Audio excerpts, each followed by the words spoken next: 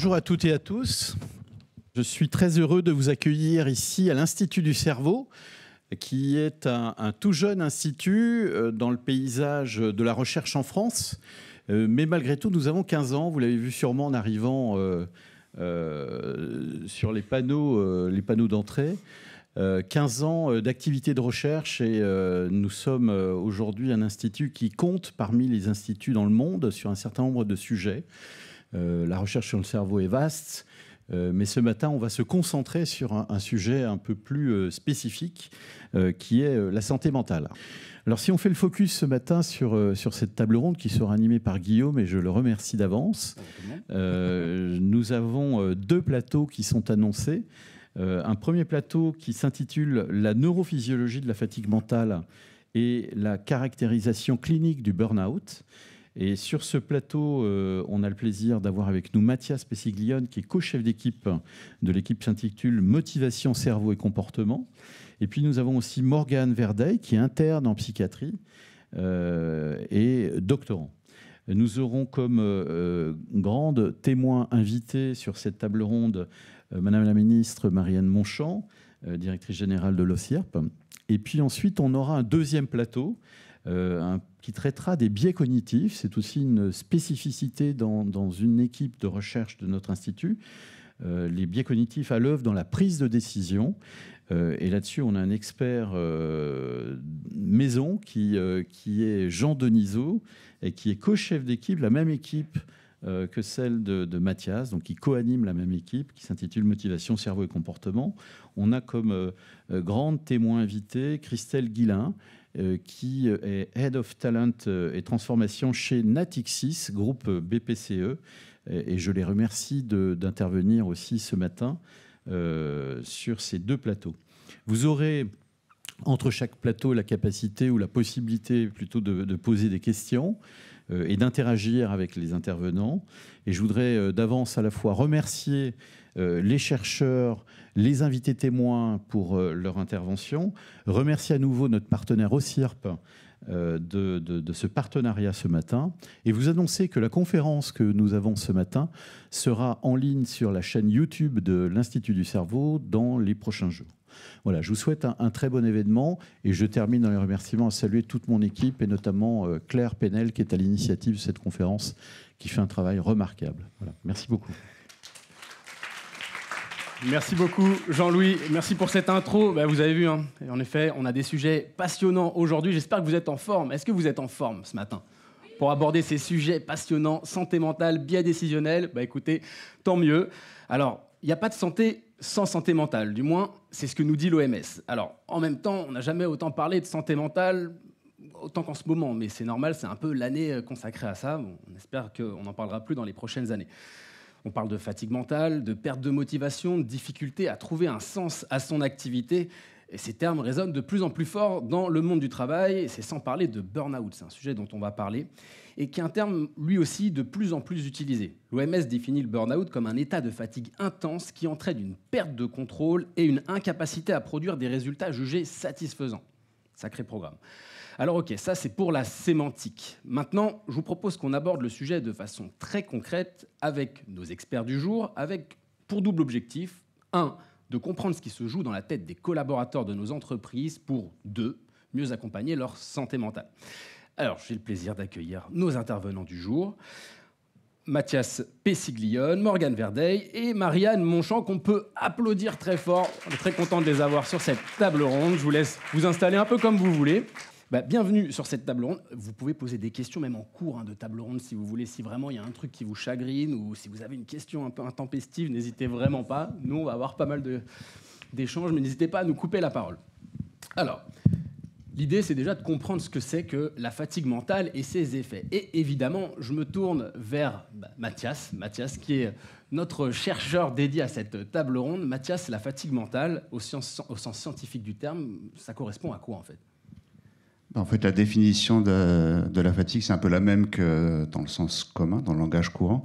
Donc, quand on est fatigué, on évite les efforts et on cherche à se reposer. Maintenant, quand on l'étudie, il ici au laboratoire. On s'intéresse à ce qui se passe dans le cerveau et donc on va essayer d'objectiver cette notion de fatigue mentale. Quand on est en clinique et que le patient vient nous dire qu'il est fatigué, par définition, il est fatigué. C'est-à-dire que c'est la plainte subjective qui définit la fatigue. Ici, on cherche à objectiver un état de fatigue dans le cerveau. Et pour rentrer un petit peu dans le détail, vous avez en gros 2 modes de fonctionnement pour le cerveau. Vous avez un mode automatique. Donc si je suis dans mes routines, dans mes habitudes, je connais la situation, je me lève le matin, je fais mon café, je vais au travail, etc. Tout ça, ça peut fonctionner en pilotage automatique et ça fait appel à certaines régions du cerveau.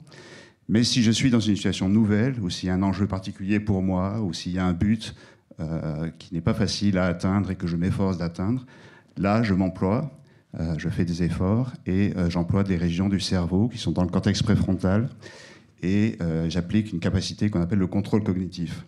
Et c'est ça qui fatigue, en fait. C'est cette capacité de contrôle cognitif qui fatigue. Et donc, ce sont ces régions du cortex préfrontal qui fatiguent. Et c'est ça qui va impacter nos choix, en fait? Alors, il y a effectivement des conséquences sur la décision. C'est-à-dire que si mon cortex préfrontal est fatigué, je ne vais pas forcément parvenir à le recruter au moment où je dois faire un choix.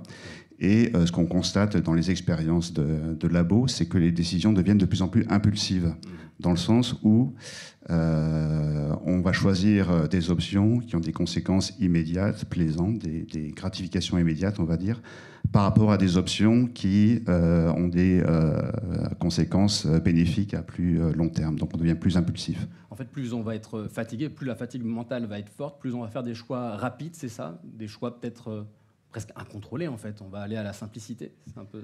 En fait, on va utiliser ce qu'on appelle des heuristiques, c'est-à-dire des circuits de décision très simples qui nous permettent d'obtenir des récompenses ou des plaisirs très rapides au détriment d'une réflexion qui prendra en compte le bien-être ou peut-être la santé à long terme.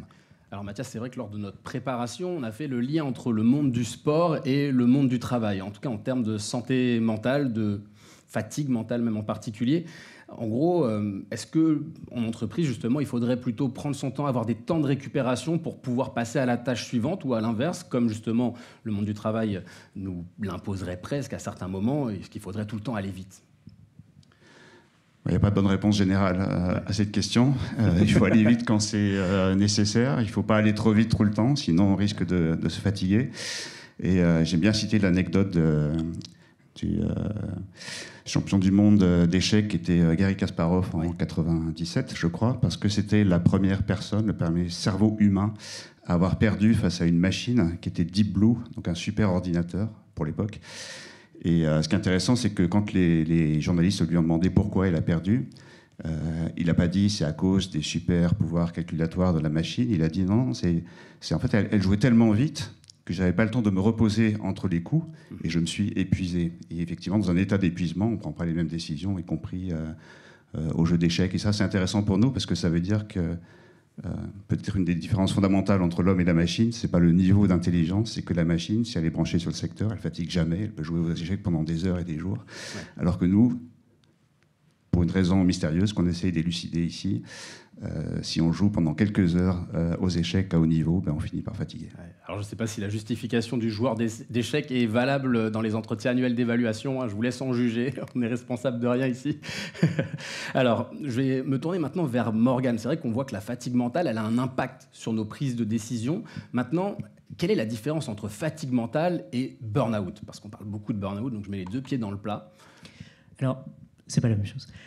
Effectivement, la fatigue, c'est un des aspects du burn-out. Le burn-out, c'est un syndrome qui a 3 aspects. Donc là, c'est de l'épuisement. Je me sens vidé au bout du rouleau, etc. Et donc ça, c'est la dimension qui se rapproche vraiment de la fatigue. Ouais. Mais c'est un état d'épuisement qui est tellement intense qu'il entraîne 2 autres aspects qui sont les aspects principaux, qui sont un sentiment de déconnexion vis-à-vis des autres. C'est-à-dire que d'habitude, par exemple, je suis dans le soin, j'avais mes patients, j'étais soucieux vis-à-vis d'eux, etc. Et là, je me sens en retrait, voire agressif, donc vis-à-vis de mes usagers, vis-à-vis de mes collègues. Cette espèce de déconnexion comme ça sociale. Et le 3e aspect, c'est ce qu'on appelle la perte du sentiment d'efficacité personnelle. C'est-à-dire, j'ai l'impression que ce que je fais, ça ne sert à rien. Ouais. Je suis nul.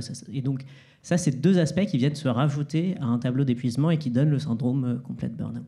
D'accord. Alors, je ne sais pas si côté Marianne, à l'OCIRP, ou en tout cas dans les entreprises que vous fréquentez régulièrement, que vous rencontrez, est-ce que le burn-out, c'est quelque chose qui est croissant dans les entreprises? On en parle beaucoup, mais est-ce qu'on le constate réellement au quotidien? On constate que c'est en tout cas en croissance?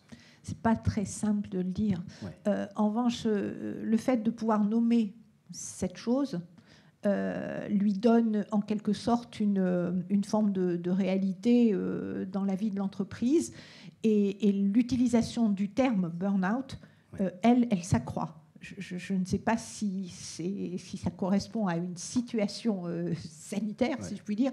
En revanche, la référence au terme burn-out, elle s'accroît.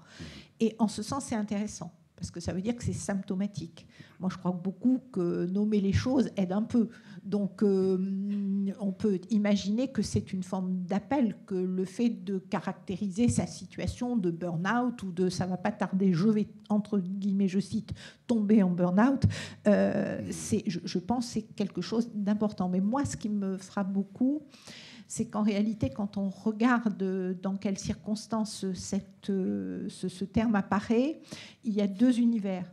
Il y a l'univers de la relation sociale, assez normatif, du dialogue social, de la négociation sociale, dans lequel la question de, au fond, la santé au travail apparaît comme une préoccupation, et on a une forme de lexique qui s'est enrichie et qui conduit à une attention particulière dans le cadre des relations sociales.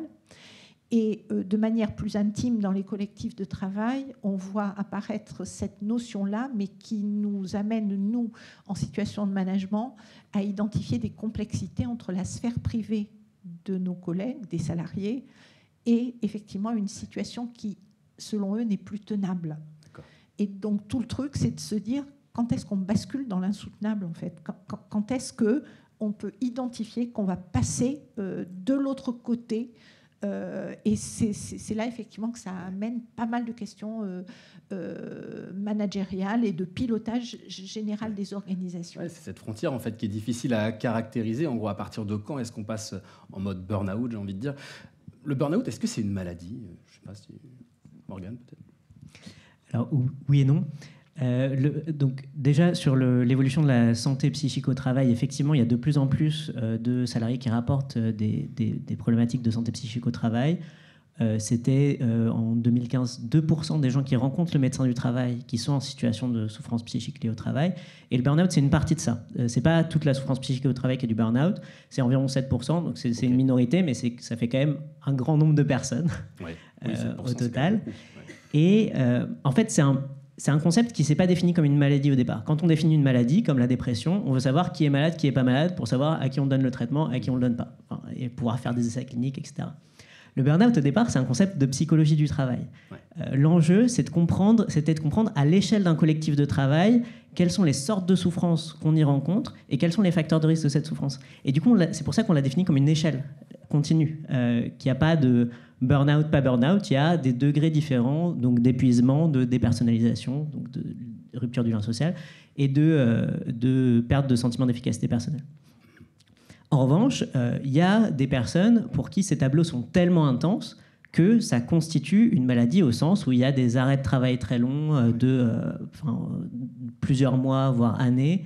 Il y a des déficits cognitifs qu'on observe au long cours. Il y a des modifications de la structure du cerveau chez des gens qui ont fait des burn-out sévères, qui perdent de la matière grise. Et qui peuvent récupérer après, je veux dire, avec un traitement ou avec un accompagnement. Pour ces personnes qui sont sévèrement malades, il y en a où 1 an après l'arrêt de travail, il y a toujours des altérations structurelles du cerveau. Ça peut être des situations très, très graves. Est-ce qu'il y a des personnes qui sont plus à risque que d'autres ? Alors ça, c'est hyper difficile à dire parce que c'est difficile à étudier, parce qu'une fois qu'on prend les gens qui sont en burn-out, les gens qui ne sont pas en burn-out, et qu'on leur demande quelle est leur personnalité, les gens qui sont en burn-out, à ce moment-là, ils vont répondre différemment. Donc c'est difficile d'interpréter la littérature. Ce que je trouve utile pour comprendre ça, c'est de repartir de l'exemple premier du burn-out qui a été décrit en 1974 par Freudenberger, qui était un addictologue et qui en fait parle de ses collègues. Lui, il travaillait dans une free clinique d'addictologie où donc les gens sont soignés sans avoir besoin d'argent, et donc on reçoit des publics très précaires, en très grande difficulté, surtout à l'époque en 1974. Voilà. Et donc, ses collègues, c'est des jeunes très motivés qui sont là parce qu'ils sont hyper engagés vis-à-vis de ce public, qui sont prêts à être mal payés et à faire beaucoup d'heures parce qu'ils vont sauver des gens, et qui, petit à petit, se rendent compte qu'en fait, c'est difficile de sauver des gens, qui se rendent compte qu'ils ne vont pas sauver tout le monde, et qui se retrouvent dans cet essai un peu de dissonance, de discordance, où j'ai décidé de m'engager beaucoup, mais c'est pas mon salaire qui le justifie, et c'est pas non plus sauver des gens qui le justifie, parce qu'en fait, je sauve pas tant de gens que ça. Et donc, le burn-out, c'est ça qui est hyper intéressant, c'est que c'est non seulement la charge de travail, mais c'est aussi le contrat implicite autour du travail. Est-ce que j'ai l'impression de faire ce pourquoi je suis venu ici ? Je sens qu'il va y avoir des réactions là, Marianne ou Mathias. Enfin, ça me semble extrêmement important. Enfin, c'est autour de tout ce qu'on appelle le sens et les conflits dans le sens. Je peux prendre quelques exemples, pas à l'OCIRP. En plus, j'ai plein de collègues dans la salle. Donc, on ne cherche pas à obtenir des noms. Je fais attention à ce que je raconte. Mais je m'intéresse beaucoup au secteur de l'aide à domicile, par exemple, où en fait, vous avez ou le secteur médico-social, où vous avez des gens qui vont intervenir auprès de personnes qui sont très âgées, qui sont parfois désorientées, etc. Et qui vont intervenir avec des protocoles de prise en charge qui sont quand même très normatifs et une attention à la norme et à la conformité qui est très pressante. Et on sait que les familles elles-mêmes peuvent être extrêmement dures et faire des reproches très violents parce qu'on n'a pas fait la toilette tel jour à telle heure ou je ne sais pas quoi.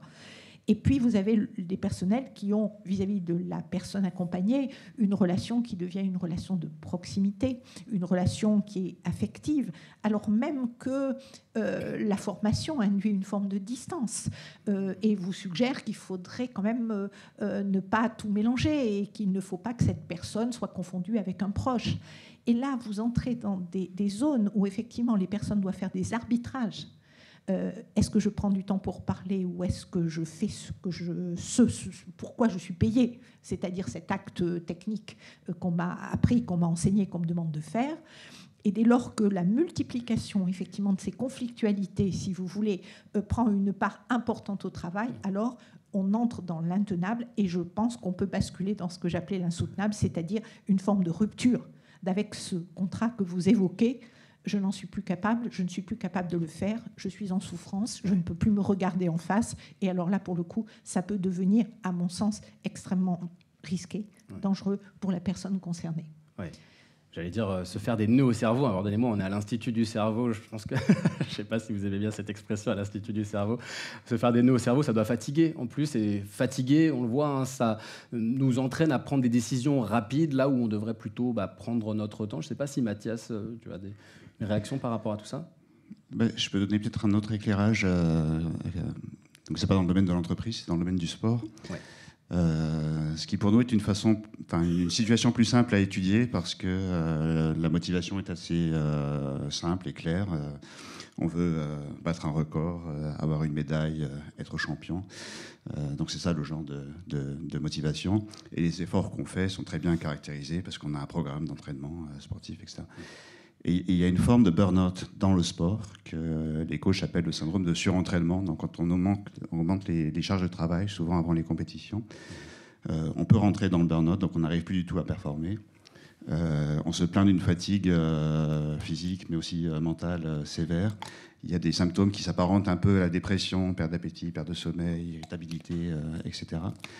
Et on ne sait pas forcément, en tout cas les coachs qui sont venus nous voir ici à l'Institut du cerveau, ne savaient pas forcément ni comment prédire ce syndrome, ni comment le prendre en charge. Voilà. Et donc on a mené l'enquête, on a fait des études sur les causes cérébrales de ce syndrome de surentraînement.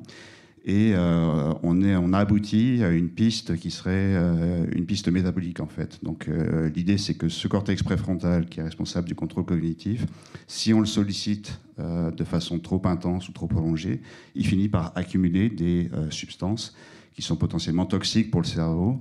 Et c'est à ce moment-là que le cerveau dit stop. Donc ce signal de fatigue à instance, en fait, c'est un signal stop pour dire je m'arrête, j'arrête tout, je sors de mon programme d'entraînement de compétition, ou dans le cas du burn-out au travail, j'arrête d'aller au travail. Et donc ça a en quelque sorte un rôle fonctionnel. Ouais. Pour compliquer un peu les choses, ce qui était beau dans l'étude, c'est qu'on pouvait contrôler les facteurs. Donc c'était assez simple. Vous aviez un groupe, c'était les triathlètes qui étaient entraînés normalement, donc 10 heures par jour, ce qui s'entraîne beaucoup. C'est normal. Donc ils pédalent, ils nagent et ils courent pendant 10 heures. Et l'autre qui était en surcharge d'entraînement s'entraînait 14 heures par jour, donc plus 40% pendant 3 semaines. Et à la fin, bon, ils étaient rincés. Et ils arrivaient à l'Institut du cerveau, et c'est là qu'on faisait nos mesures cérébrales. Donc là, on a une cause très claire du syndrome qui est simplement « je travaille trop ». Mais quand on interroge ces athlètes, et avec Morgane, on a parlé avec certains de ces athlètes, on peut donner les noms, parce qu'en fait, ils le disent dans les médias. Par exemple, Camille Lacour, le nageur, a fait un burn-out sévère. Ce qui est intéressant, c'est que le burn-out survient dans ces périodes d'entraînement trop intenses. Donc clairement, ils sont trop sollicités. Mais peut survenir aussi, assez bizarrement, à l'issue d'une compétition importante. Par exemple, les Jeux Olympiques pour les nageurs, c'est la compétition, c'est tous les 4 ans. Donc je m'entraîne pour un but à très long terme. Cette chose-là arrive, ça dure très peu de temps. Ouais, ils ont du mal à gérer la descente, quoi. En fait, ce qui m'a surpris et intéressé, c'est que on voit des formes de burn-out / dépression. Je laisse le psychiatre trancher. Dans les 2 cas, c'est-à-dire qu'on gagne, y compris la médaille d'or aux Jeux Olympiques, ou qu'on perde, on peut rentrer dans cette forme de surentraînement / dépression qui peut être liée à ce qu'on disait juste avant, à la perte de sens. C'est-à-dire, je m'entraîne comme un fou pendant 4 ans pour les 15 secondes ou 2 minutes que va durer la compétition. J'ai ma médaille ou j'ai pas ma médaille, mais à la fin... so what, quoi. À quoi bon? Voilà. Donc il y a quand même quelque chose. C'est pas que la surcharge de travail, c'est aussi le sens qu'on met et la motivation qu'on a pour ce travail. Ouais. Donc, si je peux me permettre ce terme, le petit hack, on va dire, pour éviter de courir à un trop-plein de fatigue mentale qui mènerait au burn-out, ce serait de s'accorder des temps de pause, en fait, de presque, j'allais dire, s'autodiscipliner, je ne sais pas si on peut le dire comme ça. Est-ce que ce serait un hack possible ou est-ce qu'il y a une solution ? Moi, je dirais pas ça. Ouais. Dans le sens, une des difficultés en clinique avec les gens, enfin, quand on rencontre des gens qui sont en situation de burn-out, ils se rendent pas compte qu'ils sont fatigués. Et pour moi, c'est ça vraiment le nœud du problème. Les gens, ils arrivent chez leur médecin traitant en disant « j'arrive pas à dormir, donnez-moi quelque chose pour dormir ». En disant « j'ai mal au dos, je dois faire une IRM du dos ». En disant « j'arrive plus à lire mes mails parce que je crois que je sais plus lire, j'ai un problème neurologique ». Et en fait, c'est souvent dans le contexte de soins qu'on leur dit « mais comment ça se passe au travail ?» Mais en fait, c'est beaucoup trop là, enfin, vous êtes épuisés. Et ils ont du mal à en prendre conscience par eux-mêmes. Faire le lien, en fait, entre et donc, pour moi, l'enjeu premier, c'est d'aider les gens à être un peu au contact de comment ils se sentent dans leur travail, au fur et à mesure, au contact de leurs besoins, etc. Ouais. Ça passe peut-être par des aspects de sensibilisation, par une sensibilité du management, par une ouverture aux thématiques de la santé mentale au travail. Ouais. Mais en tout cas, en amont de ce moment de rupture, quoi. Ouais. Alors justement, est-ce que la médecine du travail, parce que là on parle médecine, mais médecine au sens large, mais est-ce que la médecine du travail, elle est équipée par rapport à ça, Marianne ? Politiquement correct, oui, bien sûr. En vrai, pas tout à fait sûr. Est-ce qu'il y a des médecins du travail dans la salle ? Pas tout à fait sûr quand même. Et quand on regarde les recommandations, enfin les obligations de l'employeur en matière de santé au travail, je pense que la déclinaison obligation de l'employeur en matière de santé mentale au travail, on ne l'a pas encore fait, ça. Et je pense qu'il y aurait un vrai intérêt à développer un véritable programme dont les entreprises peuvent se saisir, de ce qu'est la responsabilité de l'employeur sur la question de la santé mentale en parallèle, dans une espèce de parallélisme des formes avec les obligations qui sont les siennes en matière de santé tout court. Ouais. Je pense que ça ferait du bien à tout le monde et que ce serait une occasion de progrès. Mais pour revenir sur ce qui était dit, il y a 2 éléments qui me semblent extrêmement importants. C'est que l'organisation du travail doit être capable de développer des habiletés d'attention. Elle est extrêmement normative, l'organisation du travail. Ouais. Les gens, ils ont des postes avec des fiches de poste, ils ont des tâches à faire. C'est très carré. Et ça, si vous voulez, c'est une vision, moi, ça me fascine.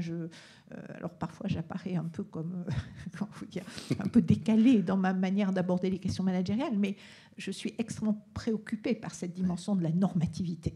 parce que je pense que c'est à partir de cette normativité qu'effectivement on fait des choses très bien, on arrive à produire et on arrive à assurer des résultats, mais on arrive à le faire parfois avec un coût de non-qualité qui peut être exorbitant.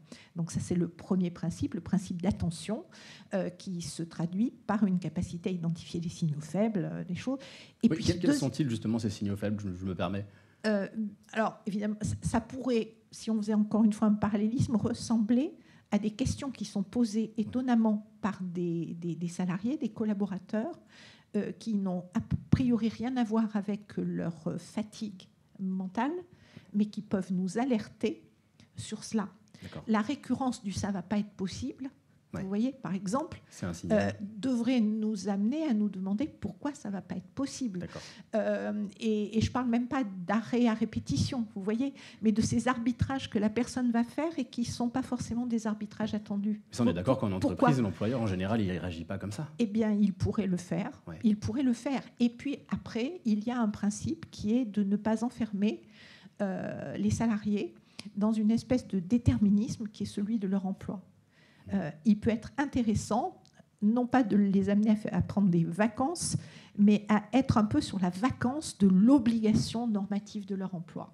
Et il ne faut pas hésiter, quand ça ne va plus, quand on frôle l'insoutenable, eh bien de proposer à un collaborateur de changer d'activité, d'environnement de travail, pour que toutes les causes de cette fatigue et de cet épuisement eh bien, s'amenuisent et que tout ce qui relevait d'une perception de l'échec, au fond, qui était aggravante, puisse être archivé en quelque sorte, une forme de droit à l'oubli, si vous voulez, pour le truc qui n'a pas marché, et une nouvelle chance qu'on puisse proposer. Et ça, nous, on essaie de le pratiquer assez souvent, en passant une espèce de contrat d'accompagnement avec le collègue à qui on va proposer de faire différemment et de faire autre chose. Mais il faut vraiment se sortir de cette idée de la normativité, d'organisation extrêmement descendante. Donc, si je comprends bien, en fait, ce serait presque aux deux parties. On va prendre les questions, justement, ça va être le moment.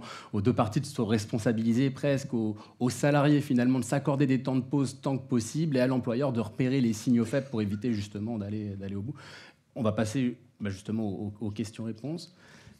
Ah, oui, super. On va pouvoir faire passer le micro dans la salle. Le moment tant attendu est arrivé. Les questions-réponses.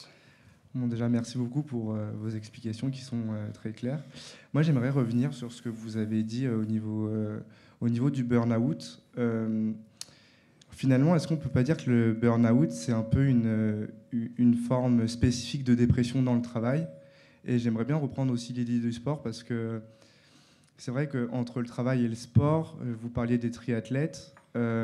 Finalement, est-ce qu'on peut considérer que c'est du burn-out, puisque même si c'est un travail, on est quand même sur quelque chose de sportif avec un objectif qui est certes de la production, mais pas un gain de productivité envers d'autres personnes, mais plutôt personnel.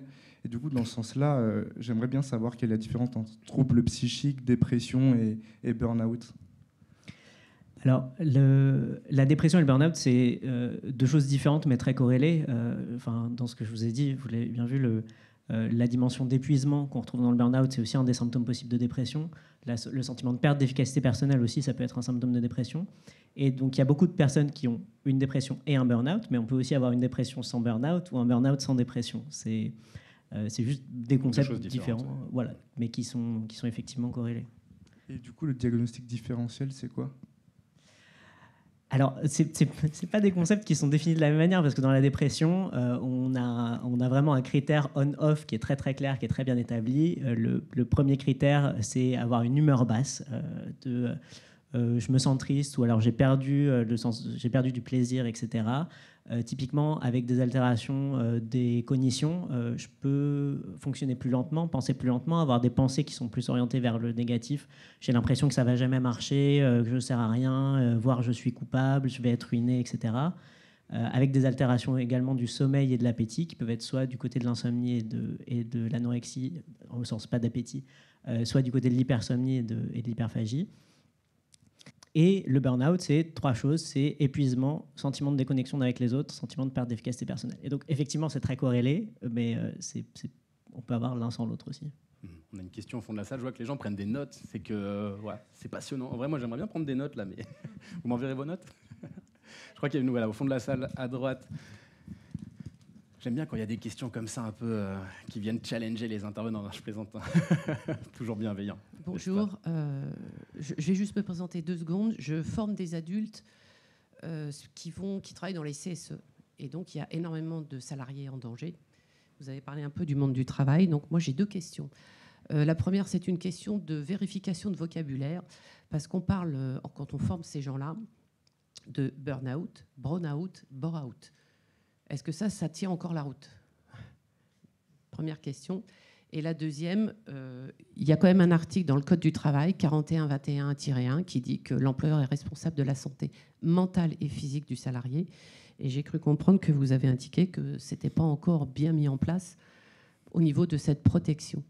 C'était une obligation de résultat, c'est devenu par la loi une obligation de moyens renforcés. Donc effectivement, on voit d'où vient la faute là maintenant.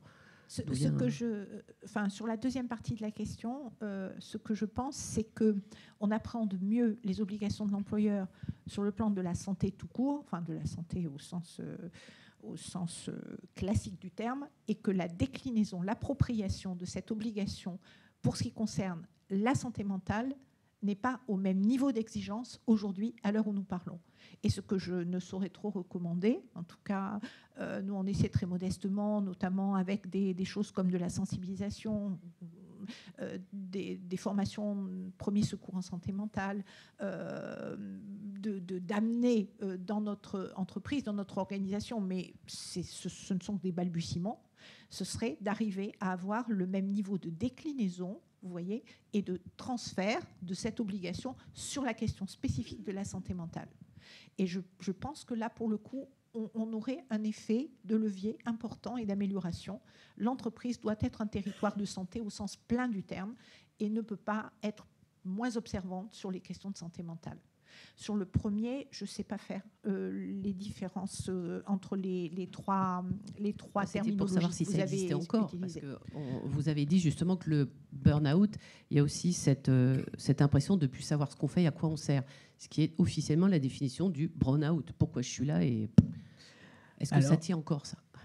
En fait, c'est des concepts qui ne sont pas vraiment définis dans les mêmes genres de sphères. Nous, en recherche, on a ce défaut-là qui est qu'on se concentre sur des choses qui ont été très longuement établies, où on a réussi à se mettre tous d'accord sur des décennies sur quelle est la définition, et sur le burn-out, on n'y est pas encore arrivé. Et les notions de bore-out et de burn-out, c'est des notions qui relèvent plus peut-être du management ou du développement personnel. Et je trouve que ce qui est intéressant là-dedans, c'est d'arriver à penser les différentes dimensions qui peuvent provoquer de la souffrance au travail. Et donc, je ne pourrais pas vous dire si ça a des contours spécifiques, s'il y a une définition précise, mais je trouve ça toujours très riche d'arriver à penser toutes les dimensions du travail, les dimensions du sens, pour arriver à une approche un peu fine de ce qui se passe pour les gens dans le cadre du travail. Merci. Je vous propose qu'on prenne une dernière question. Première personne qui lève la main a gagné, j'ai envie de dire. Pardon. Mais en plus, je vais tricher, j'ai 2 questions, mais la première, c'est très rapide, je vous promets. La première, c'était juste savoir, est-ce que vous voyez la même chose dans les sportifs de haut niveau, dans les sports collectifs que vous voyez dans les sports individuels? Et puis, la deuxième question, c'est vraiment très long, donc à voir comment on gère. C'était par rapport à l'IA et notamment l'accélération au sein du travail de certaines technologies. Est-ce que vous voyez ça comme quelque chose de positif ou bien quelque chose de négatif par rapport au burn-out? Je vais répondre à la première question pendant que Morgane réfléchit à la seconde.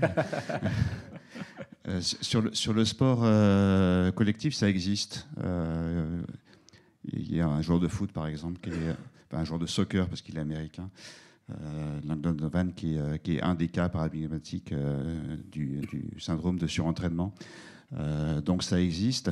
Et j'en profite aussi pour répondre à la question de tout à l'heure. Le burn-out dans le sport, est-ce que c'est la même chose que le burn-out au travail? Bon, il y a des différences. Mais dans le sport individuel, il est clair que le critère qui serait, comment tu as dit, la distanciation, la perte de relation avec les autres, n'existe pas forcément, puisque effectivement, je me bats avec moi-même pour améliorer une performance et obtenir des prix ou des médailles. Mais les autres dimensions, ils sont par exemple l'épuisement à cause d'un travail ou d'un entraînement excessif y est. Et la perte du sentiment d'efficacité personnelle y est aussi, puisque malgré le fait que je m'entraîne à fond et probablement au-delà de ce que j'avais imaginé, je n'arrive pas à améliorer mes performances, ou je n'arrive pas à battre mon opposant, ou je n'arrive pas à terminer la course. Et donc ces deux critères-là, ils sont à mon avis en commun entre le burn-out dans le sport et le burn-out au travail. Alors sur la question difficile, non, sur l'IA, je vais essayer de répondre à votre question. En France, on a décrit un syndrome clinique à la fin du XXe siècle qui ressemble beaucoup au burn-out, qui est vraiment une description clinique franco-française, qui était la névrose des téléphonistes. La névrose des téléphonistes, c'est typiquement des femmes qui orientaient les appels téléphoniques d'une personne à une autre et qui, du coup, répondaient encore et encore, toutes les quelques secondes, au téléphone en donnant le nom de leur standard et en connectant la personne à l'autre personne. Il y a une série Netflix là-dessus, je crois, d'ailleurs. Non il me semble. Il me semble, ouais. Les demoiselles du téléphone. Non, pardon, voilà. Et las chicas del cable. C'est ça, exactement. Ouais. Et en fait, elles se retrouvaient dans des états d'épuisement du fait de la répétitivité de leur travail, où il y avait la phrase qui leur revenait en boucle, que parfois elles se retrouvaient à répéter à la maison bonjour, standard, j'écoute. Enfin, et ça a disparu avec l'évolution des outils de travail, avec notamment l'automatisation de la connexion des téléphones les uns aux autres. Donc, la solution technologique, elle peut améliorer les conditions de travail. En revanche, c'est pas du tout une garantie. C'est-à-dire que la question, c'est quand arrive un nouvel outil qui va augmenter la productivité, etc., est-ce qu'on l'intègre dans le travail comme quelque chose qui va permettre de promouvoir l'autonomie des gens, qui va leur permettre de se concentrer sur des tâches importantes, etc.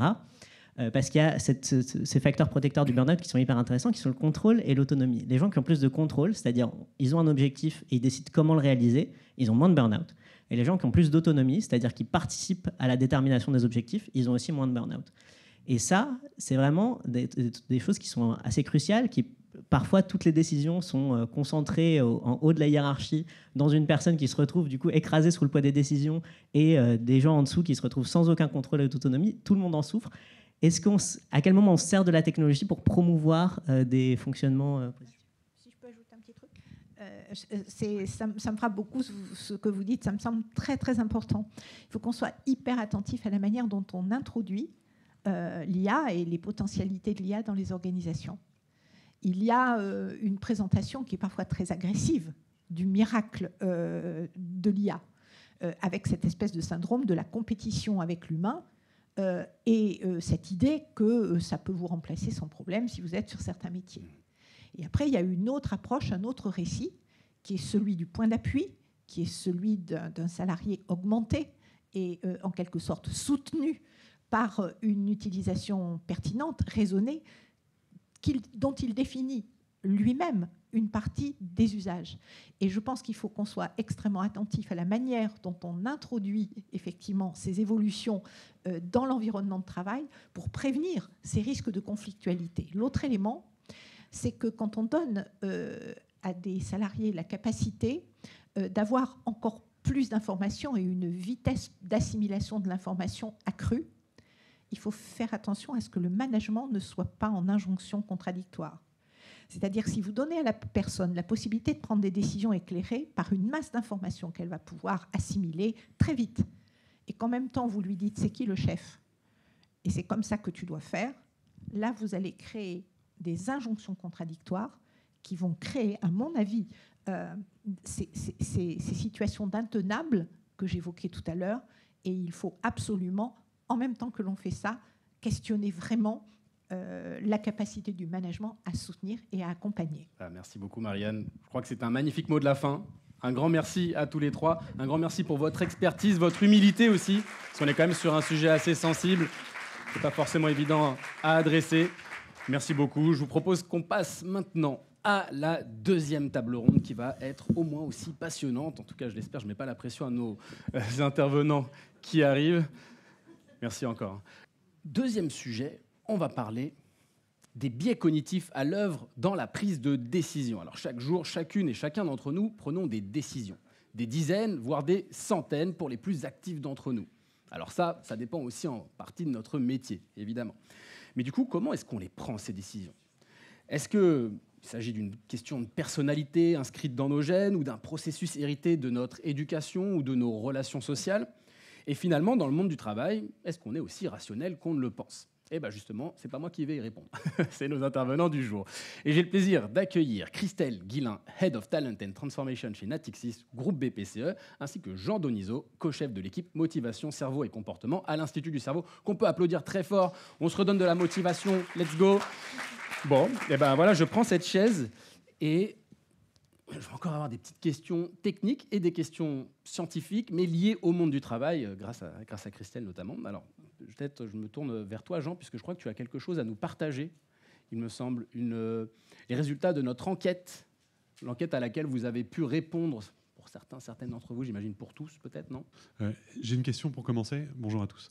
Est-ce que vous pouvez lever la main ceux qui ont rempli le questionnaire que j'avais envoyé en ligne? Il y a quelques personnes quand même. Donc là, si je comprends bien, 3 à 4 personnes. Je crois que j'ai regardé les données, il y avait quelque chose comme une vingtaine de participants qui ont répondu aux questions. Donc on n'a pas beaucoup de temps, donc je vais vous donner 2 résultats. Donc dans ce questionnaire, en fait, je testais à votre insu une dizaine de biais cognitifs. Et je vais vous donner les résultats sur 2 biais. Donc un biais cognitif, c'est quoi? C'est une distorsion systématique de la décision ou du jugement. Et je vous montre ce biais-là. Le biais de surconfiance. Le biais de surconfiance, il se définit assez... donc il y en a plein, des biais cognitifs. Et ça, c'en est un qu'on aime bien parce qu'il est assez systématique et il se trouve partout, grosso modo. Donc on le définit comme ça. C'est la tendance à sous-estimer à quel point les informations pertinentes pour la décision sont incertaines et ou à s'attribuer une expertise exagérée. Quand on exprime ce biais, on réduit le besoin perçu d'informations. Et donc, du coup, on prend des décisions qui ne sont pas forcément optimales. Il y en a qui se reconnaissent dans la salle, peut-être, sur ce biais de surconfiance. Ah, ça monte du doigt, en plus. Ça dénonce les voisins. Je pense qu'on l'exprime à peu près tous, plus ou moins fortement. Donc, comment j'ai fait ça dans le questionnaire? Je vous posais les questions du genre est-ce que vous êtes une bonne conductrice? Est-ce que vous vous considérez comme ponctuel? Est-ce que vous êtes un bon cuisinier? Est-ce que vous êtes fidèle en amitié, etc. Et je vous disais, est-ce que plutôt top, dans les top 25%, mieux que la moitié des gens que vous connaissez, etc. Et en fait, si vous me répondez 4 fois dans ces 4 domaines, mieux que la moitié des gens que vous connaissez, la probabilité que ça arrive est inférieure à 6%. Et alors, c'est pas impossible, mais grosso modo, c'est pas très plausible. Et donc, j'ai juste regardé le nombre de gens qui me répondent 4 fois mieux que la moitié des gens qui connaissent.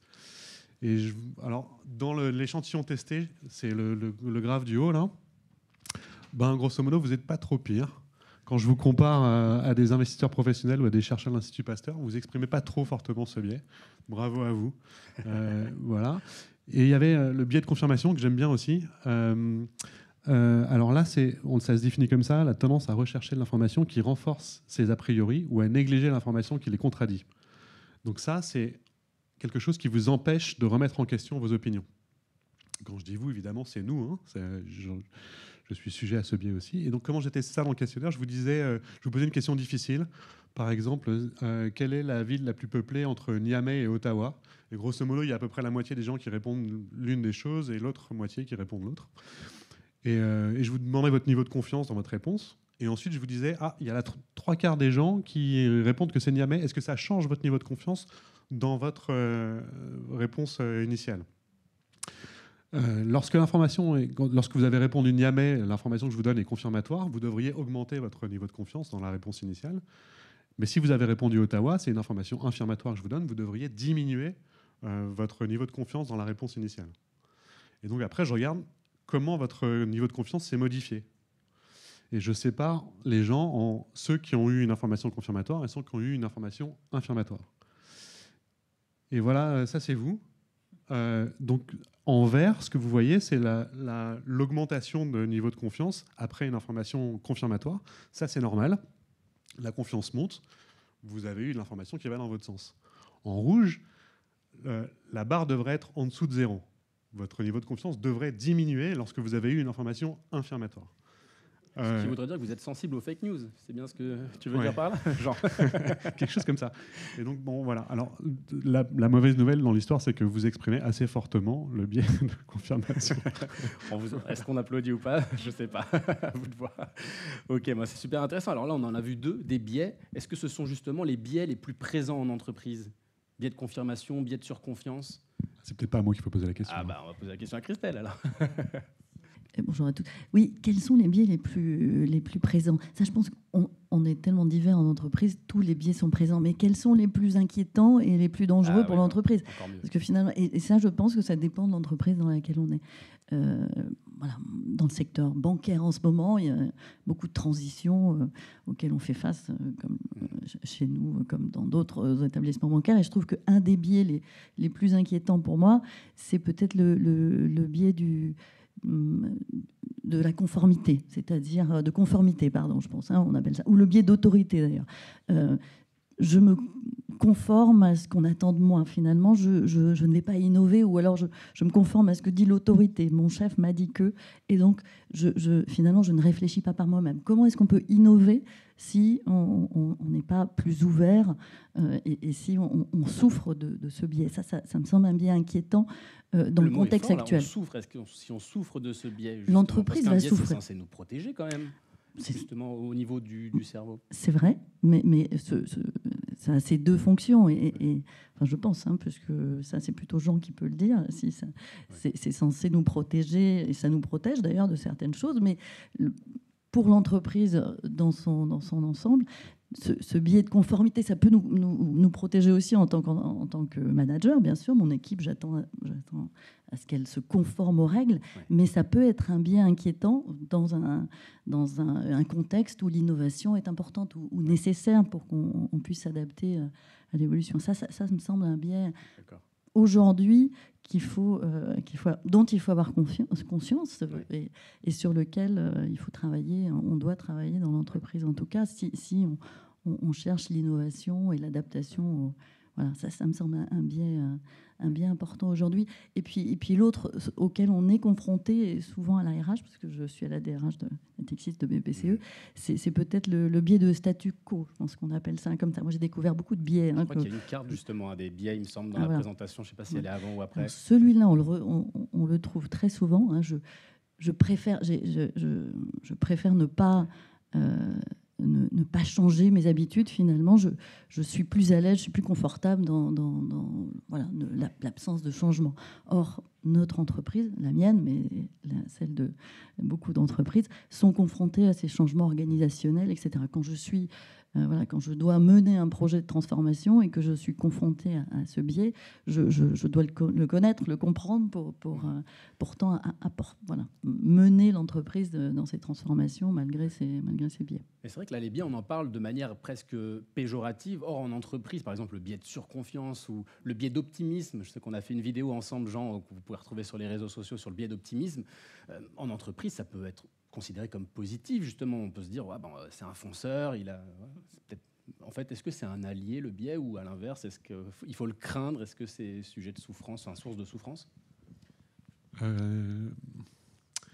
Il y a plusieurs aspects dans votre question. Alors, je vais répondre à certains aspects, puis je vais vous laisser répondre à d'autres aspects. Mais donc, ça touche un peu à la question de est-ce qu'un biais protège ou pas. C'est ça.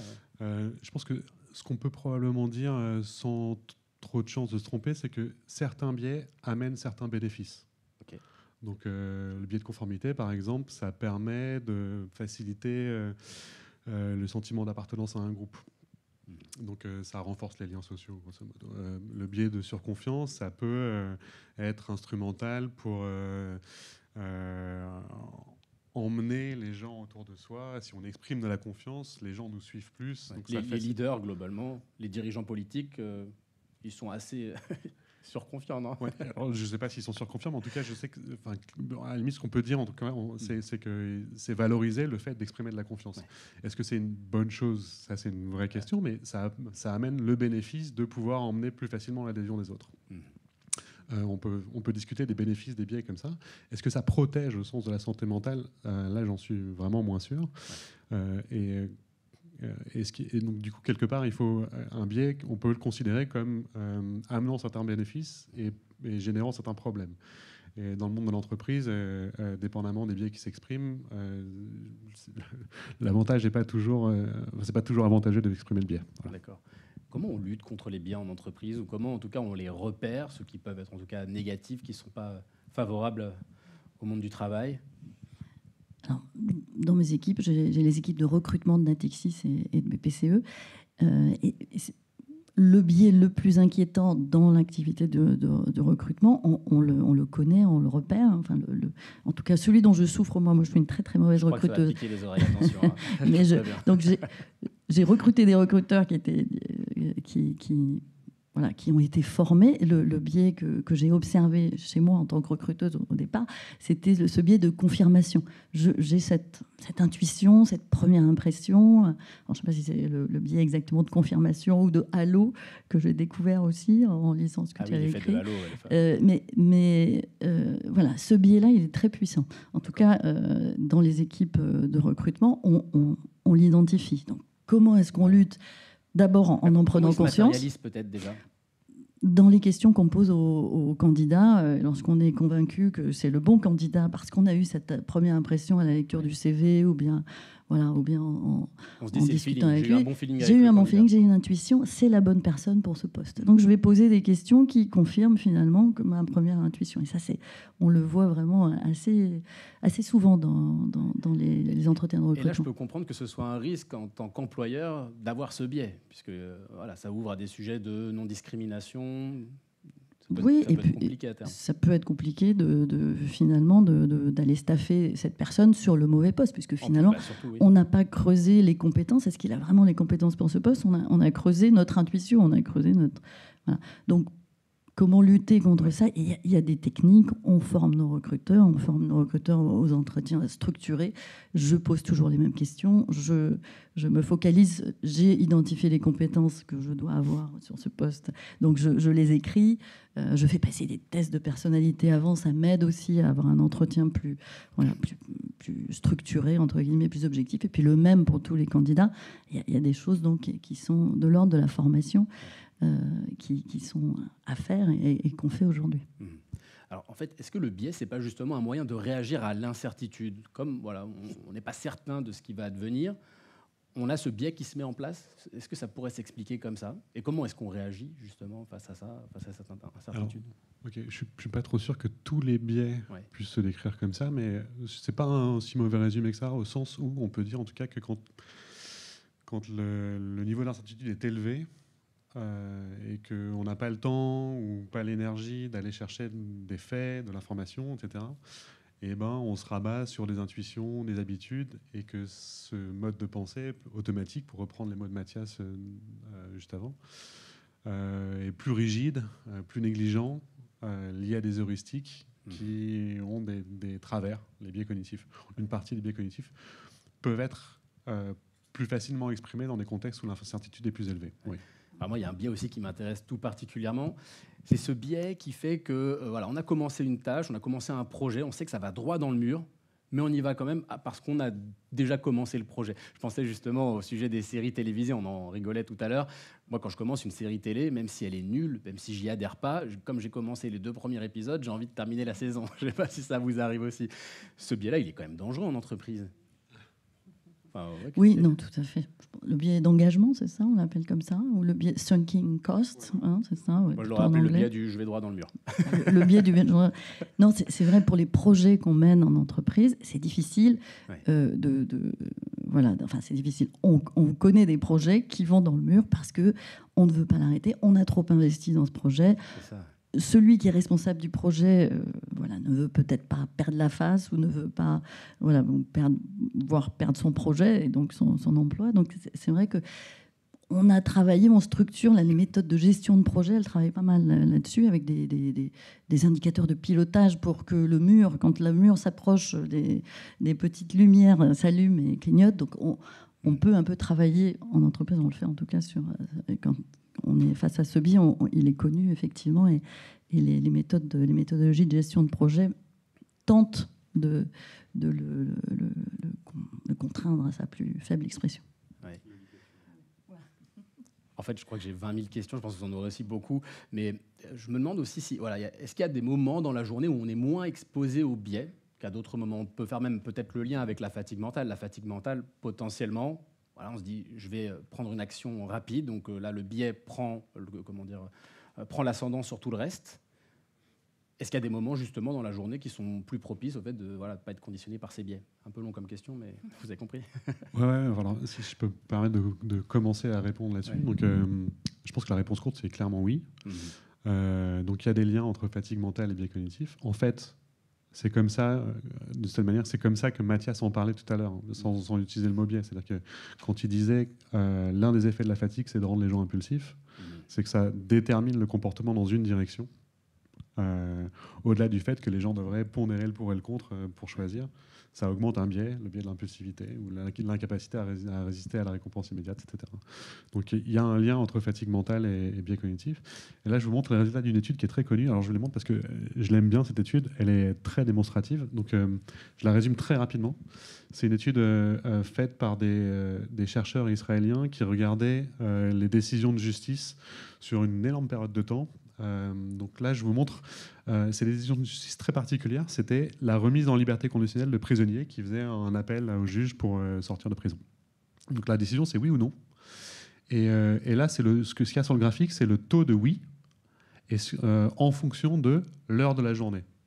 D'accord. Et ce que vous voyez, c'est que ça passe. La journée commence à 9h du matin ou quelque chose comme ça. Les juges sont à 65% de oui. Quand ils arrivent à la première pause, ils sont à 0%. Juste après la pause, ils remontent à 65%. Ils redescendent jusqu'à 10% à la deuxième pause. Ils remontent à 65% et ils redescendent. Donc là, il y a un effet d'accumulation de fatigue ou quelque chose comme ça qui génère pas de l'aléatoire dans leur comportement. Ça détermine leur comportement. Grosso modo, ils réfléchissent plus, ils disent non quand ils sont fatigués, si je caricature le résultat de cette étude. Donc il y a pour moi un exemple dans la vie courante de gens qui sont pourtant des professionnels de la décision, qui montrent l'impact de la fatigue sur les biais. Christelle, je ne sais pas si ça se matérialise comme ça dans ton entreprise. Si, on n'a pas mesuré ça, mais ça me fait penser à un des grands événements, entre guillemets, dans l'entreprise, l'évaluation annuelle, l'évaluation de la performance par le manager de la performance de son collaborateur. Et c'est vrai que c'est un moment chargé d'émotions. C'est le moment où, dans l'année, souvent une seule fois, le manager décide, évoque l'atteinte des objectifs de son collaborateur, et puis finalement ce que le collaborateur a apporté à l'entreprise, finalement son utilité. Donc c'est très très chargé en émotions. Et on s'est rendu compte de ça. Tous les managers ne sont pas capables, entre guillemets, sans qu'ils soient formés, d'être assez objectifs et assez équitables dans cet exercice. Alors pourquoi ? Sans doute pour des raisons comme celles que tu montres ici, peut-être de fatigue. J'ai fait 18 entretiens aujourd'hui. C'est certain que le 19e ne va pas être aussi bienveillant et objectif que le premier. Donc on a essayé de construire des périodes, de donner des outils aux managers pour pouvoir rendre ce moment plus équitable, plus objectif et plus bienveillant finalement pour le collaborateur. On a mis en place ce qu'on appelle les cross-feedbacks, c'est-à-dire je ne suis pas seule à faire l'évaluation de mon collaborateur. Je demande à tous les gens qui ont travaillé avec lui dans l'année, et c'est une obligation qu'on a posée aux managers. Je demande l'avis des personnes qui ont travaillé avec lui ou elle avant moi-même de donner mon avis à mon collaborateur. Et puis ensuite, je partage aussi avec mes pairs et avec les gens qui sont autour de moi, au-delà du feedback sur mon collaborateur, avant de le rencontrer et de lui dire ce que je pense de lui, je partage avec mon équipe, avec mon manager, ce que je vais donner comme feedback moi-même à mon collaborateur. Donc voilà, ce partage entre pairs, ce feedback, et puis évidemment les objectifs qu'on demande aux managers de fixer, qui soient smart, vous connaissez ça, smart, qu'on puisse les comprendre facilement, les mesurer, qu'ils soient objectifs. Voilà, ça ce sont des outils. Vous la connaissez peut-être dans la salle, vous en avez déjà entendu parler. Voilà, une méthode très connue, mais qui essaye d'objectiver. Non, c'est pas la voiture. Ce sont des objectifs, encore une fois, qui sont mesurables dans le temps, observables, objectifs. en son sens premier. C'est ça qu'on a essayé de faire pour lutter contre ces biais, alors celui-là, et puis tous les autres qu'on connaît. Alors moi, j'entends justement le fait qu'on puisse accompagner les managers, potentiellement leur proposer d'éviter l'entretien annuel avant la pause déj, hein, si je comprends bien. Non, je plaisante, mais les managers, ils sont eux aussi soumis aux biais décisionnels. Donc, qu'est-ce qu'un bon manager, en fait? C'est vraiment ma question phare. Je pense que ça intéresse tout le monde dans la salle. On parle beaucoup de management toxique. Je pense que ça a peut-être aussi un lien, d'ailleurs, avec la fatigue mentale et le burn-out au travail. Un bon manager, ce serait quoi? Est-ce qu'il y a ce serait un manager dénué de tout biais ou un manager qui travaillerait sur ses biais? C'est l'organisation qui va aider le manager à être un bon manager. C'est pas l'individu lui-même. Il faut penser l'organisation. Tout à l'heure, Madame la ministre disait, elle parlait de ce caractère normatif et de la difficulté. Vous évoquiez aussi l'espèce de pyramide finalement qui pèse à la fois sur le manager et puis sur les collaborateurs. Ouais. Si l'organisation prend conscience de ça qu'elle lutte contre cet aspect normatif, on va aider le manager à être meilleur. Là, on a, nous, pris la décision d'essayer d'écraser nos pyramides managériales. Donc, moins de couches, entre guillemets, entre le top management et les collaborateurs du premier niveau.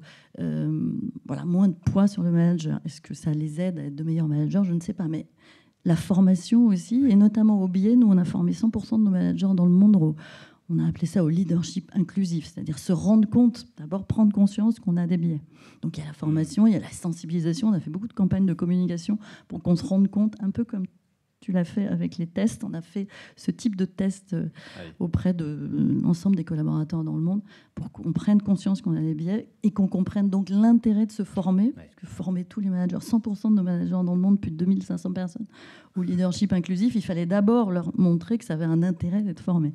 Donc on a fait un petit test comme ça et les sensibiliser pour se rendre compte des biais et notamment, évidemment, les stéréotypes. On n'a pas parlé des stéréotypes qui sont une forme de biais finalement. Je ne sais pas si c'est le terme scientifique du stéréotype. Ouais. Est-ce que c'est un biais cognitif, le stéréotype? Alors, le stéréotype en soi, je crois que la manière dont les gens qui étudient ça voient ça, ils ne le définissent pas vraiment comme un biais, mais ça peut générer des biais. Et notamment, ça peut générer des préjudices. Mais le fait d'utiliser un stéréotype, c'est plutôt un outil que l'esprit humain utilise quand il s'agit d'interagir avec les autres. Ouais. Mais même plus généralement, en fait, c'est une autre façon de décrire les choses, c'est une carte mentale des personnalités types. Voilà, ça c'est un stéréotype. C'est du confort, en fait. Notre cerveau il réagit par confort, il se dit okay, je peux mettre les gens dans les cases. C'est un schéma simplifié de ce que les autres peuvent être. D'accord. Et c'est assez utile. Ouais. Mais ça peut générer des biais. C'est pas un biais en soi, c'est un résumé de cette manière. On a fait ça justement. Les jeunes femmes qui reviennent de congé maternité, souvent leur manager leur dit: est-ce que c'est un stéréotype ou est-ce que tu vas pas pouvoir travailler autant parce que maintenant tu as des enfants et en fait, dans l'esprit du manager, que ce soit une femme ou un homme d'ailleurs, tu vas avoir besoin de plus de temps pour toi, puisque tu vas t'occuper plus des enfants sans doute que ton mari ou ton conjoint. Et donc, je ne vais pas c'est assez inconscient finalement aussi. Je ne vais pas te confier plus de charges au travail ou plus de missions, etc. Donc, on s'est rendu compte de ça. On parle beaucoup de ces stéréotypes de genre. Je ne sais pas si quel est le biais cognitif du manager qui est à l'œuvre ou si c'est le stéréotype homme-femme qui s'occupe des enfants à la maison. Mais donc, on a travaillé beaucoup. On donne des coachings aux managers qui ont des jeunes femmes dans leurs équipes qui reviennent de congé maternité pour leur faire prendre conscience de ce biais. Ouais. Et on donne des coachings aussi à la jeune femme qui revient de congé maternité. Il y a une explication scientifique à ça? Ou une explication peut-être de culture, d'environnement, d'éducation peut-être? Oui, alors... J'imagine que la réponse courte, c'est oui, mais de fait, c'est pas mon... Je suis un peu en dehors de ma zone de confort, là. Ouais. Le seul truc que je voulais rajouter, c'était le fait que le stéréotype devient un problème quand la personne n'arrive pas à s'échapper du stéréotype. C'est-à-dire que quand le stéréotype, c'est la première chose qui vient à l'esprit quand vous rencontrez quelqu'un que vous ne connaissez pas.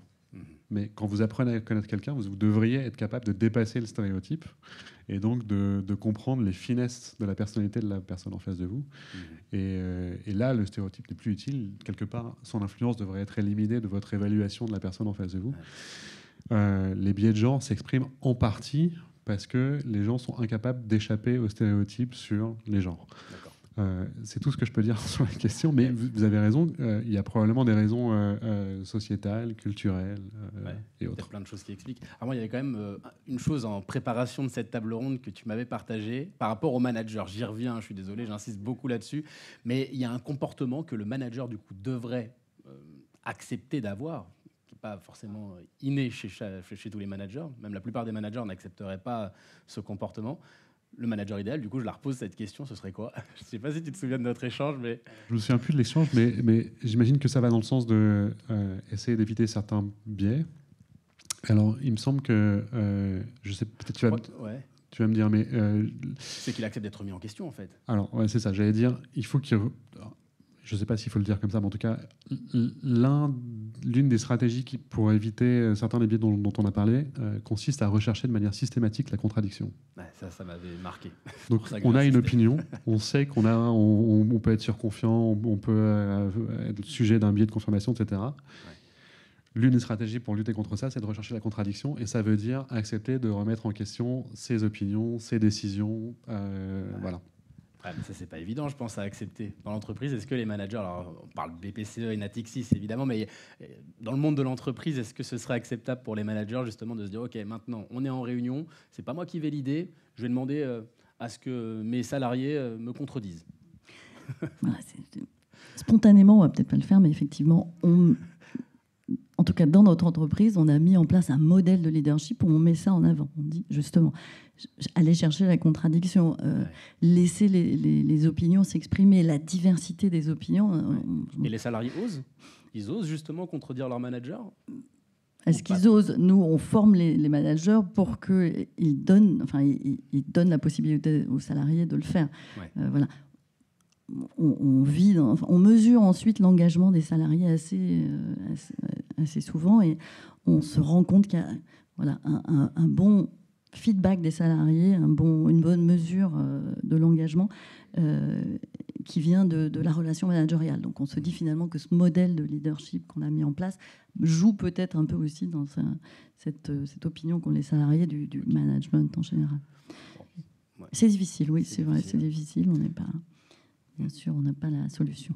Bon, le sujet est vaste. Moi, je ne prétends pas avoir toutes les questions intéressantes. Donc, ce que je vous propose, c'est de passer à la session questions-réponses des membres du public.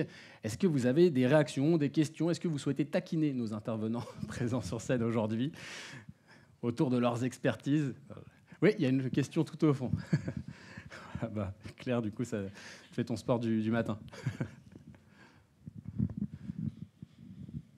Alors, pour qui elle va être, cette question? Bonjour, moi j'avoue que j'ai pas tout à fait compris comment on calculait ou on mesurait le rapport entre la fatigue, par exemple, sur le schéma et la prise de décision.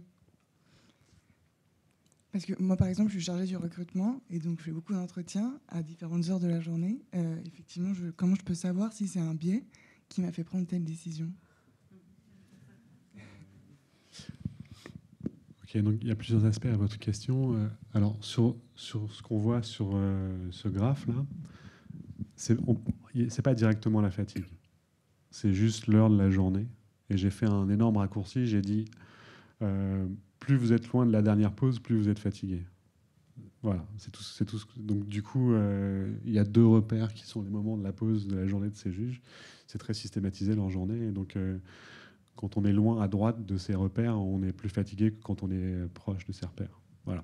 Mais pour parler directement du lien entre fatigue et prise de décision, il faut faire des études comme celle que Mathias évoquait un petit peu plus ce matin. Donc il faut, d'une certaine manière, objectiver la fatigue et voir s'il y a un lien systématique entre la fatigue objectivée et un comportement spécifique dont on pourrait mesurer, sur lequel on pourrait mesurer les erreurs, les biais, etc. Voilà, donc ça c'était juste pour clarifier ça. Maintenant, à la question, est-ce qu'on peut savoir si j'ai pris telle décision parce que j'étais fatigué? C'est difficile comme question.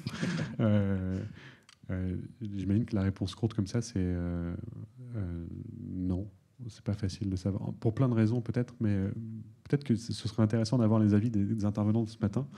Mais j'ai envie de dire, déjà, parce que c'est pas facile de savoir quand on est fatigué, donc c'est pas toujours évident de se rendre compte que ça a pu jouer. Et puis, par ailleurs, on ne sait pas forcément dans quelle direction la fatigue va nous pousser. Dans les exemples que j'ai pris, dans l'exemple que j'ai pris ici, a priori, ça pousse vers le statu quo. Le statu quo, ici, c'était de repousser la demande du prisonnier d'être libéré, parce que ça, du coup, ça n'engage personne, quoi. La situation reste la même, c'est le statu quo. Mais c'est peut-être pas toujours le cas. C'est probablement souvent, mais c'est peut-être pas toujours le cas. Donc, on peut se dire, en moyenne, la fatigue pousse vers le statu quo, donc le conservatisme, quelque chose comme ça, mais ce serait probablement un très mauvais résumé. Donc, c'est pas évident de se dire, j'ai pris telle décision, donc c'était parce que j'étais fatigué. Ça, c'est compliqué quand même.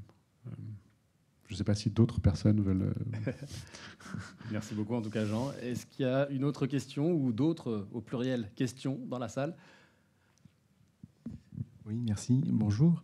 Je me posais une question, en fait, depuis votre intervention tout à l'heure, et là, ça me permet de faire le lien. On parle de fatigue et effectivement de répercussions sur les décisions. Est-ce qu'on peut entraîner son cerveau à être moins fatigué ou mieux gérer sa fatigue, puisque ça permet de faire le parallèle avec le sport tout à l'heure, pour en tout cas prendre de moins mauvaises décisions. Voilà.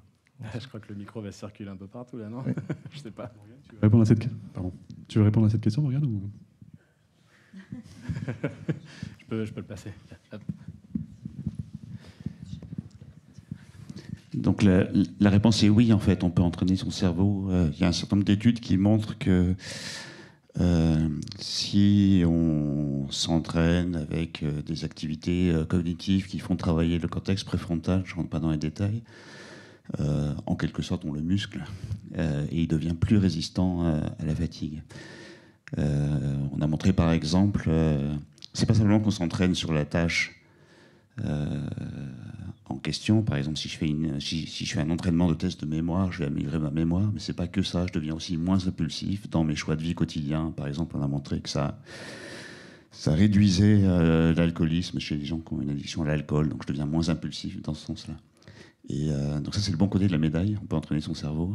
Le mauvais côté, c'est que si on ne l'utilise pas, ses capacités cognitives et son cortex préfrontal, on va au contraire perdre ses capacités et devenir de plus en plus vulnérable. Il y a une chercheuse américaine qui disait « use it or lose it », c'est-à-dire que si on n'utilise pas certaines capacités du cerveau, on finit par les perdre. La bonne nouvelle, c'est qu'il n'y a pas de fatalité, tout ça est plastique, on peut les récupérer, mais effectivement... l'activité, l'entraînement joue. C'est bien, il y a plein de bonnes nouvelles quand même ce matin, il faut le dire. Merci beaucoup. Je ne sais pas s'il y avait une réaction ou s'il y a une autre question dans la salle. Ah, il y a une autre question dans la salle. Ouais, merci. Du coup, pour compléter la question de monsieur, pour la sclérose en plaques, où il y a pas mal de fatigue, fatigabilité, compagnie, il y a des pistes. La rééducation serait efficace de stimuler justement les fonctions exécutives et ces fonctions cognitives-là. Si on suit un petit peu. Je vous avais dit qu'on allait aborder plein de sujets différents. En vrai, quand vous échangez avec des chercheurs de l'Institut du cerveau, vous leur posez une question, ça vous en amène une autre, et vous pouvez passer votre journée à échanger avec eux. Non, mais vraiment. Alors oui, effectivement, il y a plein de maladies psychiatriques et neurologiques qui vont avec de la fatigue, notamment plein de pathologies inflammatoires, l'essentiel des pathologies neurologiques, dont la sclérose en plaques, les AVC, vraiment... Oui, je donne un exemple. Ouais, voilà. Et bien, du coup, je recontextualise. Et dans le cadre de la fatigue pathologique, ce qui est intéressant, c'est que parfois, une des manières de lutter contre la fatigue, c'est de faire plus de choses. C'est le cas, par exemple, dans la dépression, c'est le cas dans le syndrome de fatigue chronique, où il y a un vrai enjeu de petit à petit retrouver les choses que je suis capable de faire, arriver à les faire, faire l'expérience de, en fait, j'en suis capable. Et en commençant tôt, ça me fait penser à ce que disait Camille Lacour, d'ailleurs, justement, ce nageur, il disait... que pour sortir de son burn-out, l'enjeu pour lui, ça va être de se fixer des objectifs atteignables, de arrêter d'être dans la surperformance, etc., commencer par des petits objectifs, accepter que ce sont des petits objectifs, pouvoir les réaliser.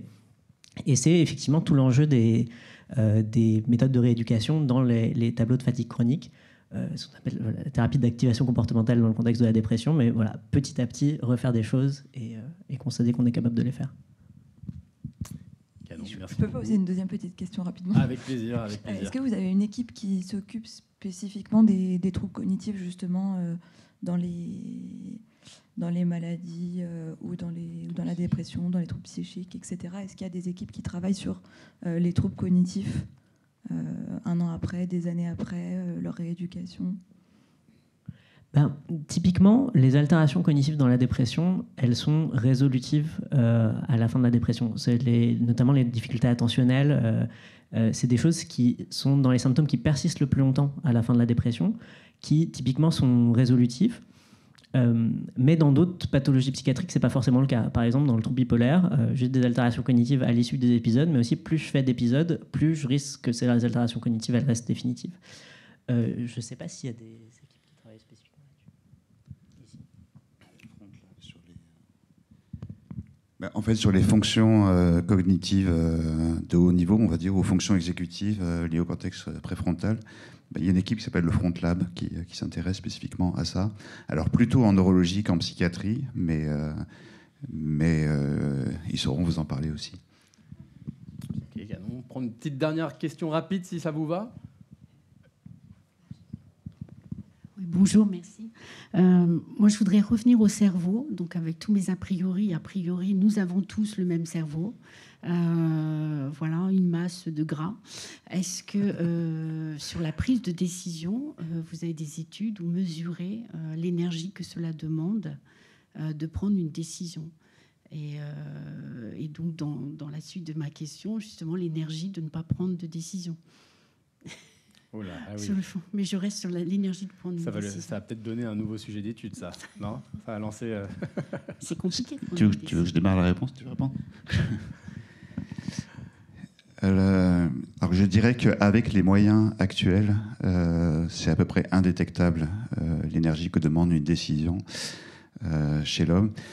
Il y a longtemps eu un dogme en neurosciences cognitives qui consistait à dire que le cerveau, quand il s'active, quand il réfléchit, consomme pas plus d'énergie que le cerveau au repos, parce que en fait, l'essentiel de l'énergie est utilisé pour maintenir des potentiels constants au niveau du cerveau, et le fait que le cerveau envoie ou non des signaux électriques, des potentiels d'action, ça ne change pas vraiment l'énergie consommée. On est revenu un petit peu de ce dogme, aussi parce que les techniques se sont améliorées et qu'on arrive à mesurer des différences d'énergie plus fins. Et maintenant, on arrive à mettre en évidence des petites différences entre un cerveau qui travaille, qui est actif, et un cerveau qui se repose ou qui dort. J'en profite pour dire que c'est bien d'avoir une IRM à cette Tesla. Non seulement pour arriver à quantifier des métabolites énergétiques dans le cerveau qui pourraient s'épuiser ou disparaître quand on tape dans nos réserves, parce que voilà, on réfléchit, on s'active, mais aussi pour l'autre piste que j'évoquais tout à l'heure. Donc la première piste pour la fatigue, c'est j'épuise une réserve d'énergie. La seconde piste, c'est j'accumule des dérivés de l'activité cérébrale qui sont des dérivés potentiellement toxiques. Et grâce à ces nouvelles IRM 7T, avec une meilleure résolution, on peut doser chez la personne éveillée des modifications de ces métabolites. Donc on va probablement avancer, il y aura probablement des meilleures réponses si vous revenez nous voir dans un an ou deux. Merci beaucoup. Merci à nos intervenants, encore une fois, sur cette table ronde, sur les biais décisionnels. C'était vraiment passionnant. Merci beaucoup. On peut les applaudir très fort, bien entendu. On a vu les biais décisionnels. Mieux les connaître, c'est mieux savoir les appréhender et, in fine, prendre les meilleures décisions. J'espère que ces échanges vous ont plu. Ça vous a plu ? Ouais, trop bien. Bon, c'est cool. Écoutez, on se retrouve bientôt. N'hésitez pas à suivre les pages sur les médias sociaux de l'Institut du cerveau. Ils sont présents un petit peu partout. N'hésitez pas aussi à ajouter sur LinkedIn nos différents intervenants ou sur les réseaux. Merci beaucoup. Et puis, on échange avec grand plaisir à la sortie de l'amphithéâtre. Merci.